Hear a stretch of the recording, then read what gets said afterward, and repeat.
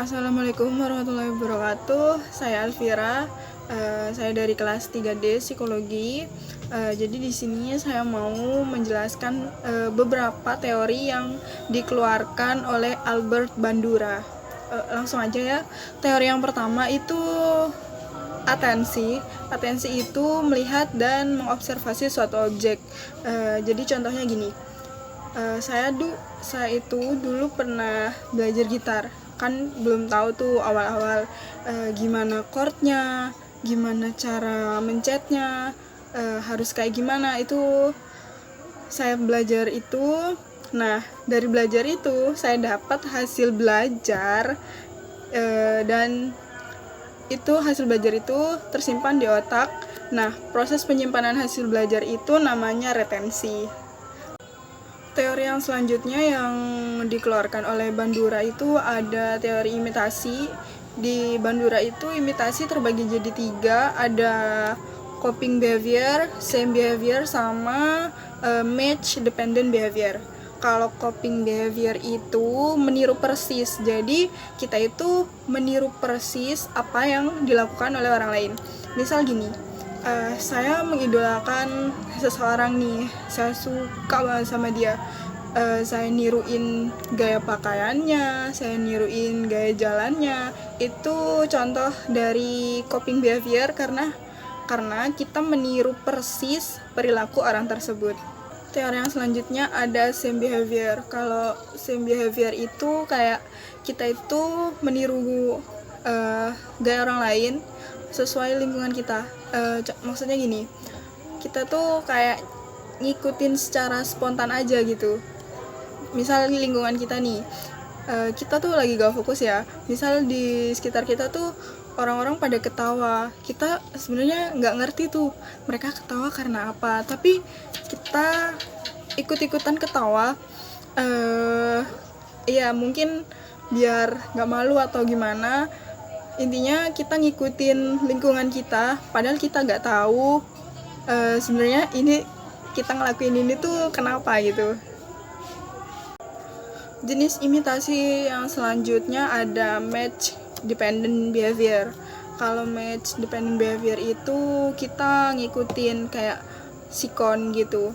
Contohnya gini, misal nih kita pergi ke pengajian. Kan kalau ke pengajian itu harus pakai gamis, terus hijabnya harus tertutup, gak kayak, intinya harus tertutup gitu ya kalau ke pengajian. Jadi kita ngikutin tuh, oh kalau ke pengajian tuh dress code-nya kayak gini, harus kayak gini gitu. Itu contoh dari match dependent behavior.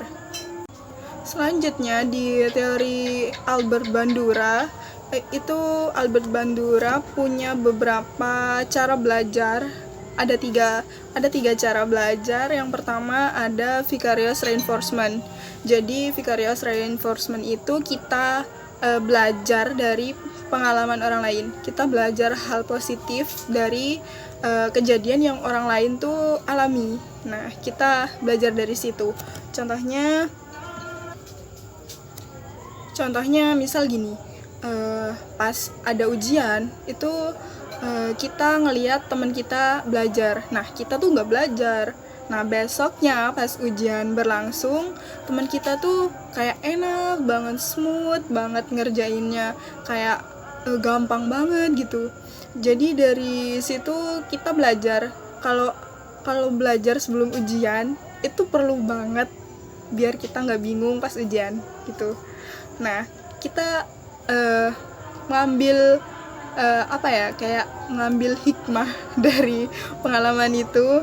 Jadi kalau setiap mau ada ujian, kita harus belajar biar pas ujian kita nggak bingung dan kita bisa lancar ujiannya gitu. Cara belajar selanjutnya menurut Bandura yang dikeluarkan oleh Bandura itu ada vicarious punishment. Yang tadi vicarious reinforcement, belajar dari pengalaman orang lain, dari pengalaman positif orang lain. Yang ini vicarious punishment, belajar dari pengalaman negatif yang dialami orang lain. Jadi pengalaman itu kita ambil dan kita jadiin hasil belajar, biar kita tuh tahu mana yang akan berdampak negatif, mana yang akan berdampak positif. Contoh dari vicarious punishment itu, sesuai pengalaman saya itu, saya dulu punya teman, dia itu waktu ujian itu dia nyontek, awalnya nggak ketahuan. Nah pas dia ketahuan itu dia di blacklist 1 semester, nggak dikasih nilai apapun sama guru itu. Jadi saya belajar dari pengalaman teman saya yang itu. Saya nggak berani nyontek karena saya takut nasibnya bakalan sama kayak teman saya yang ketahuan nyontek itu. Jadi kita belajar dari pengalaman orang lain. Dan teori yang terakhir yang mau saya bahas itu ada vicarious extension.